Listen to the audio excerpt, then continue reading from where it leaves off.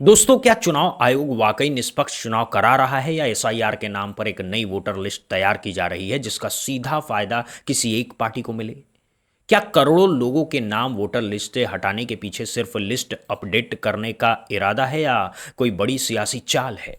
इसी बीच अयोध्या के राम मंदिर ट्रस्ट से भी ऐसे खुलासे सामने आ रहे हैं जिन्होंने पूरे देश का ध्यान अपनी ओर खींच लिया है। चंपत राय के बाद जिस व्यक्ति को लगाया गया है उसका इतिहास खुद सवालों के घेरे में है। दोस्तों, एसआईटी की रिपोर्ट में क्या क्या सामने आया है, कैसे करोड़ों का चढ़ावा जेब और जूतों में छिपा करके बाहर निकाला जा रहा था और इस पूरे मामले में असली किरदार कौन है, आज की इस रिपोर्ट में एक एक करके हर पहलू पर बात करेंगे। मैं हूं विकी कुमार और आप देख रहे हैं बुद्धा इंस्पायर्ड। सबसे पहले बात करेंगे चुनाव आयोग की, जो इन दिनों लगातार सुर्खियों में बना हुआ है। मुख्य चुनाव आयुक्त ज्ञानेश कुमार का कहना है कि एक नया चुनाव आयोग है जो पूरी पारदर्शिता के साथ काम कर रहा है, लेकिन विपक्ष का आरोप बिल्कुल इसके उलट है। विपक्ष का कहना है कि निष्पक्ष चुनाव कराने के बजाय चुनाव आयोग वही काम कर रहा है जिससे भारतीय जनता पार्टी को राजनीतिक फायदा पहुंचे। एक तरह से कहा जा रहा है कि आयोग की तरफ से जो भी नियम बन रहे हैं वो एक ही दिशा में जाते दिखाई दे रहे हैं। और ये भी दिलचस्प बात है कि जब भी विपक्ष सवाल उठाता है तो जवाब में सिर्फ यही कहा जाता है कि सब कुछ नियम के मुताबिक हो रहा है। बस नियम कौन बना रहा है ये पूछने पर चुप्पी छा जाती है। पूरा मामला एसआईआर यानी कि स्पेशल इंटेंसिव रिवीजन से जुड़ा हुआ है। विपक्ष का ताज़ा दावा है कि इस अभियान के तहत करीब 6 करोड़ लोगों के नाम वोटर लिस्ट से हटाए गए हैं। और सिर्फ नाम हटाना ही एकमात्र मुद्दा नहीं है। आरोप ये भी है कि इन लोगों को विदेशी घोषित करने तक की तैयारी हो रही है। सवाल सिर्फ नाम हटाने तक सीमित नहीं है। जिन लोगों के नाम वोटर लिस्ट में नहीं हैं उनके राशन कार्ड रद्द कर दिए जा रहे हैं, उनके पासपोर्ट रद्द किया जा रहा है और उन्हें सरकार की तमाम योजनाओं से बाहर किया जा रहा है। यानी वोट तो गया ही, साथ में राशन, पहचान और सरकारी सुविधाएं, सब कुछ एक झटके में दांव पर लगा दिया गया। विपक्ष का सबसे बड़ा आरोप यह है कि जिन लोगों के नाम हटाए गए हैं उनमें बड़ी संख्या में दलितों, अल्पसंख्यकों और गरीब तबके के लोगों की है। यानी वो लोग जो सामान्य तौर पर बीजेपी के परंपरागत वोटर नहीं माने जाते हैं, उन्हीं के नाम लिस्ट से गायब हो रहे हैं। ये संयोग है या प्रयोग, ये सवाल विपक्ष लगातार पूछ रहा है। दूसरी ओर चुनाव आयोग का पक्ष है कि ये अभियान पूरी तरह से पारदर्शी है और इसका मकसद सिर्फ फर्जी नाम, मृत लोगों के नाम और डुप्लीकेट एंट्री को हटाना है। लेकिन ज़मीन पर हकीकत यह है कि जीते जागते लोग अपने ही नाम खोजने के लिए दफ्तरों के चक्कर काट रहे हैं। ताज़ा हालात की बात करें तो सबसे ज़्यादा विवाद पश्चिम बंगाल और बिहार को लेकर के है। विपक्ष के मुताबिक बिहार में करीब 65 लाख, पश्चिम बंगाल में 37 लाख और उत्तर प्रदेश में 25 लाख से ज़्यादा नाम वोटर लिस्ट से हटाए गए हैं। और चुनाव आयोग फिलहाल कई राज्यों और केंद्र शासित प्रदेशों में ये अभियान चला रहा है, जिनमें आंध्र प्रदेश है, अरुणाचल प्रदेश है, हरियाणा है, झारखंड है, कर्नाटक है, महाराष्ट्र है, मणिपुर है, मेघालय है, मिजोरम है, नागालैंड है, ओडिशा है, पंजाब है, सिक्किम है, त्रिपुरा है, तेलंगाना और उत्तराखंड शामिल है। दोस्तों, इसके अलावा दिल्ली, चंडीगढ़, दादर और नगर हवेली, दमन और द्वीप में भी ये अभियान चलाया जा रहा है। यानी लगभग पूरे देश में ये प्रक्रिया चल रही है और लगभग हर जगह से एक ही शिकायतें आ रही है। मामला अब सुप्रीम कोर्ट तक पहुंच चुका है। अदालत ने चुनाव आयोग के मतदाता सूची पुनरीक्षण के अधिकार को बरकरार तो रखा है, लेकिन विपक्ष लगातार इस पूरी प्रक्रिया की पारदर्शिता पर सवाल उठा रहे हैं। इंडिया गठबंधन की कई पार्टियां भी इस मुद्दे पर खुलकर के विरोध कर रही हैं। अब सबसे बड़ा सवाल यही है कि क्या एसआईआर वास्तव में मतदाता सूची को साफ करने की एक ईमानदार प्रक्रिया है या फिर जैसे कि विपक्ष आरोप लगा रहा है इसके जरिए चुनावी समीकरण बदलने की कोशिश हो रही है। इसका जवाब आने वाले चुनाव नतीजों में ही मिलेगा। दोस्तों, अब बात करते हैं उस दूसरी बड़ी खबर की जो अयोध्या के राम मंदिर ट्रस्ट से जुड़ी हुई है और जिसने पूरे देश में एक नई बहस को जन्म दे दिया है। राम मंदिर से जुड़े मामले में जैसे जैसे नई चीज़ें सामने आ रही है उन्हें ढकने की कोशिश भी उतनी ही तेज़ी से हो रही है। लेकिन शायद कहावत सही है, दाल में जब काला हो तो कितनी भी ढक लो हल्दी की बू आ ही जाती है। जिन बहुमूल्य वस्तुओं के चोरी होने का आरोप लगाया गया था उनकी तस्वीरें सामने रखी गई और ये दावा किया गया है कि कुछ भी चोरी नहीं हुआ है। हालांकि इसमें चांदी वाला जो सिंधी समाज का सामान था वो इसमें नहीं था, लेकिन बाकी सारी चीज़ें दिखाई गई। इसके बावजूद कई सवाल अभी भी अनुत्तरित हैं। दोस्तों, सबसे पहला सवाल ये है कि इन बहुमूल्य वस्तुओं की रसीद क्यों नहीं दी गई। रसीद देना कोई निजी मामला नहीं है, ये एक स्थापित प्रक्रिया है। दुकान से एक साबुन खरीदने पर भी रसीद मिलती है, फिर मंदिर में करोड़ों का सामान बिना रसीद कैसे चला गया।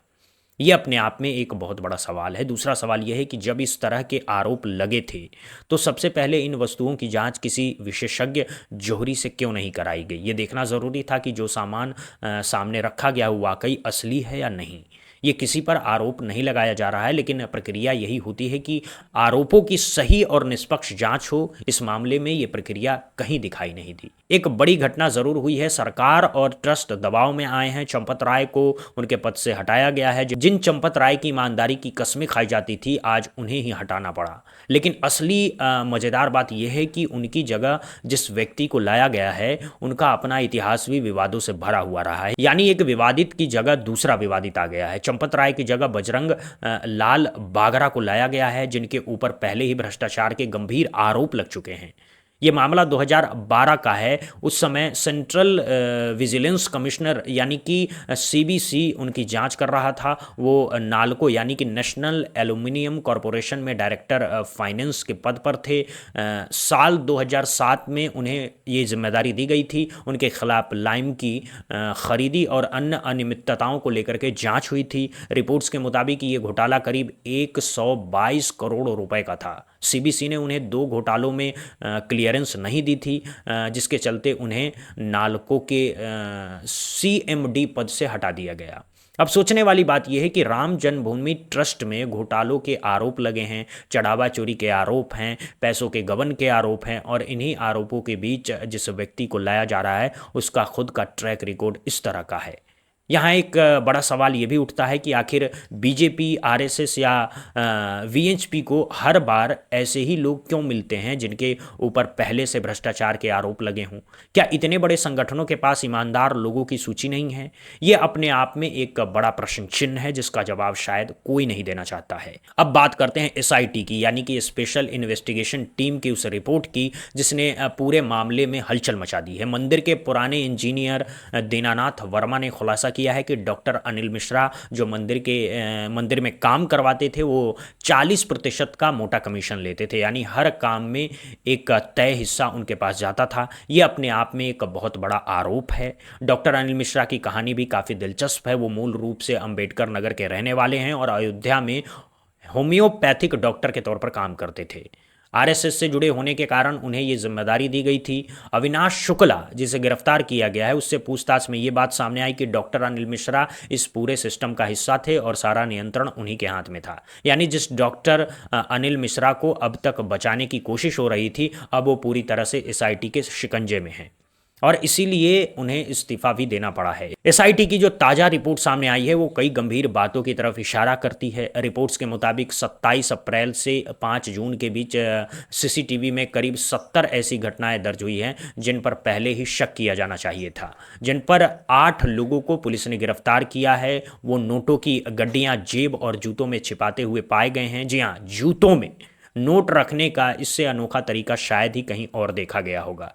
एसआईटी के डॉक्टर अनिल मिश्रा को खास तौर पर चिन्हित किया गया है और उन पर गंभीर आरोप लगाए गए हैं। रिपोर्ट के मुताबिक जो तलाशी का सिस्टम पहले से बनाया गया था उसमें जो कमियां थी जिनकी वजह से लोग आराम से पैसे लेकर के बाहर निकल जाते थे, उसके लिए सबसे ज़्यादा जिम्मेदार डॉक्टर अनिल मिश्रा ही हैं। दरअसल पूरा फाइनेंशियल मामला, सारे लेन देन और जो कैश आता था उसका पूरा मैनेजमेंट डॉक्टर अनिल मिश्रा के हाथ में था, यानी मंदिर की तिजोरी की चाबी उन्हीं के पास थी। इसके अलावा पैसा गिनने के लिए जो स्टैंडर्ड ऑपरेटिंग प्रोसीजर यानी कि एसओपी बनाया गया था उसमें भी बैंक के साथ मिलकर के वही सबसे अहम भूमिका निभा रहे थे।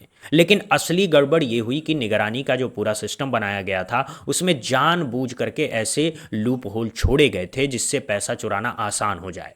पहले जो एसओपी बनाई गई थी वो बहुत सख्त थी। उसमें कहा गया था कि जो लोग अंदर आएंगे वो नंगे पांव आएंगे, उनके कपड़ों में कोई जेब नहीं होगी, ना पैंट में जेब, ना शर्ट में जेब, ना पजामे में जेब, ना कुर्ते में जेब, ताकि पैसे छिपाने की कोई गुंजाइश ही न रहे। यहाँ एक बात समझने वाली है दोस्तों, जहाँ भारत की करेंसी छपती है वहाँ का नियम है कि एक ढीला ढाला गाउन जैसा एक ही कपड़ा पहन करके अंदर जाना पड़ता है, ऊपर से नीचे तक एक लबादा और कुछ नहीं। कोई जेब नहीं, कोई जगह नहीं जहां 100 का एक नोट भी छिपा सकें। ऐसी ही व्यवस्था राम मंदिर में करने की बात हुई थी, लेकिन बाद में एसओपी में बदलाव कर दिए गए। लोग आराम से कपड़े, जूते, चप्पल पहन करके पैसे गिनने जाने लगे। अब जब आपको छूट मिल जाए तो कमज़ोर इंसान बहक ही जाता है दोस्तों। खबर यह है कि उन्हीं जेबों में, जूतों में, मोजों में नोटों की गड्डियां छिपा छिपा करके बाहर लाई जा रही थी। ना कोई अटेंडेंस थी, ना कोई पेपर वर्क था। कब कौन आया, कब कौन गया, इसका कोई हिसाब किताब नहीं रखा जा रहा था। बायोमेट्रिक अटेंडेंस की बात कागजों तक ही सीमित रह गई। ना कोई तय यूनिफॉर्म था, ना निजी सामान कमरे में ले जाने पर कोई रोक था। यानी आप अपना झोला भी लेकर के अंदर जा सकते थे। ऐसे में तो चोर भी ईमानदार बनने की कोशिश करके थक जाएं। सीसीटीवी फुटेज में साफ दिखता है कि जहां चढ़ावे की गिनती हो रही थी, उसी कमरे में काम करने वाले कर्मचारी बार बार नोटों की गड्डियां अपने कपड़ों, जेबों, जूतों और मोजों में छिपाते हुए दिखाई दिए। ये काम बहुत आसान था। सीसीटीवी बाद में डिलीट हो जाती और जांच करने वाले तो जांच ही नहीं कर रहे थे। एंट्री और एग्जिट गेट पर कोई तलाशी की व्यवस्था नहीं थी। आज हालात ये हैं कि आप किसी सिनेमा हॉल या मॉल में जाइए तो तलाशी होती है, लेकिन जो लोग नोटों के समंदर से गुजर करके बाहर आ रहे हैं उनकी कोई तलाशी नहीं थी। और इसकी जिम्मेदारी डॉक्टर अनिल मिश्रा के पास थी। सीसीटीवी में यह भी दिखाई दिया कि किसी तरह की प्रॉब्लम होने पर लोगों के बीच इशारेबाजी होती थी। इशारे में बात बता दिया जाता था कि थोड़ी देर रुक जाओ, या रास्ता क्लियर है, फटाफट निकल जाओ। इस तरीके की बातें होती थी। अब ये सब बिना ट्रस्ट के सीनियर अधिकारियों की मिली भगत के मुमकिन तो नहीं है दोस्तों। लेकिन असली खेल यहीं से शुरू होता है। इतनी बड़ी रिपोर्ट, इतने गंभीर आरोप और सारा ठेकड़ा फोड़ने की कोशिश की जा रही थी टिन्नू यादव पर। और वजह क्या? क्योंकि टिन्नू यादव का उपनाम यादव है और अखिलेश यादव भी यादव हैं। बस इतना ही सूत्र काफ़ी है नैरेटिव बनाने के लिए। भारतीय जनता पार्टी के सांसद निशिकांत दुबे ने कहा कि टिन्नू यादव अखिलेश यादव के संपर्क में थे। इसके बाद जो हुआ वो देखने लायक था। आईटी सेल पूरी तरह से एक्टिव हो गया। कई इन्फ्लुएंसर्स के ट्वीट आने लगे, कई वीडियो बनने लगे। कोई कह रहा है कि 960 बार बात हुई है, कोई कह रहा है कि 900 बार, कोई कह रहा है सैकड़ों कॉल्स हुए हैं, नंबर बदले जा रहे थे। असली सवाल ये है कि निशिकांत दुबे या आईटी सेल के लोगों को ये कैसे पता चला कि टिन्नू यादव और अखिलेश यादव के बीच 900 बार फ़ोन पर बात हुई है? क्या उनके पास कोई कॉल डिटेल है? अगर है तो सामने क्यों नहीं लाया जा रहा है? एसआईटी की रिपोर्ट में कहीं भी टिन्नू यादव और अखिलेश यादव के बीच फ़ोन कॉल पर बात का कोई जिक्र नहीं है, एक लाइन भी जिक्र नहीं है। लेकिन सोशल मीडिया पर, व्हाट्सएप पर, वीडियो में ये बात बड़े धड़ल्ले से चलाई जा रही है, जबकि टिन्नू यादव के यहाँ से कोई ख़ास कैश भी बरामद नहीं हुआ है। और एसआईटी की रिपोर्ट का सारा इशारा डॉक्टर अनिल मिश्रा की तरफ है कि उन्हीं की गड़बड़ियों की वजह से करोड़ों रुपए अंदर से बाहर हुए हैं। तो अब स्थिति यह है कि असली मामले से ध्यान भटकाने के लिए एक फर्जी कहानी चलाई जा रही है। सोचने वाली बात यह भी है कि अखिलेश यादव, जिन्होंने इस पूरे मामले को सबसे पहले उठाया था, जिनकी बेटी के बारे में तमाम घटिया बातें कही गई थी, जो लगातार इस मुद्दे पर आवाज़ उठा रहे हैं, उनका मंदिर की व्यवस्था से क्या लेना देना हो सकता है? तिन्नू यादव तो चंपत राय का करीबी था, लेकिन सिर्फ यादव यादव जोड़ करके तमाशा बनाया जा रहा है। अगर यही तर्क है तो मिश्रा दुबे जोड़ करके ये क्यों नहीं कहा जाता कि निशिकांत दुबे अनिल मिश्रा को बचाने की कोशिश कर रहे हैं? बाकी जातियों के गठजोड़ पर बात क्यों नहीं होती? अखिलेश यादव ने इस मामले पर तीखी प्रतिक्रिया दी थी और कहा था कि 10 मिनट के अंदर अगर ये पोस्ट नहीं हटी तो वो पुलिस में जाएंगे, और वो पुलिस में भी गए। निशिकांत दुबे के खिलाफ रिपोर्ट दर्ज कराई गई है। अब आगे क्या होगा ये देखने वाली बात होगी। कुल मिलाकर के स्थिति ये है कि चंपत राय को हटा करके एक ऐसे व्यक्ति को लाया गया है जिसकी नौकरी पहले घोटाले के आरोप में जा चुकी है, और डॉक्टर अनिल मिश्रा, जिनका नाम अब तक छुपाया दबाया जा रहा था, एसआईटी की रिपोर्ट ने बहुत साफ कर दिया है कि सारी लूट उन्हीं की देख रेख में चल रही थी।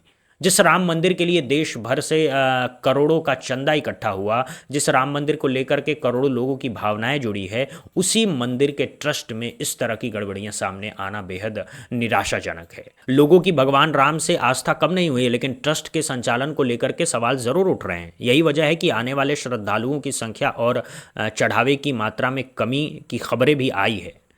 जब मंदिर के लिए चंदा इकट्ठा हो रहा था तब 1200 करोड़ की गड़बड़ी की बात सामने आई थी। जब ट्रस्ट ने ज़मीन खरीदी तब ये आरोप लगा कि सस्ती ज़मीनें ज़्यादा पैसे देकर के खरीदी गई, और जब मंदिर चलने लगा तो चढ़ावे में चोरी की बात सामने आ रही है। अब सबसे बड़ा सवाल यही है कि क्या इस पूरे मामले में असली जांच होगी, क्या असली दोषियों तक कार्रवाई पहुंचेगी, या फिर टिन्नू यादव जैसे नामों की आड़ में असली मामले को दबा दिया जाएगा। जनता की निगाहें एसआईटी की आगे की जांच पर टिकी है, और जैसा कि पहले भी कहा है, अंतिम फैसला अदालत से पहले जनता की अदालत में ही लिखा जाता है।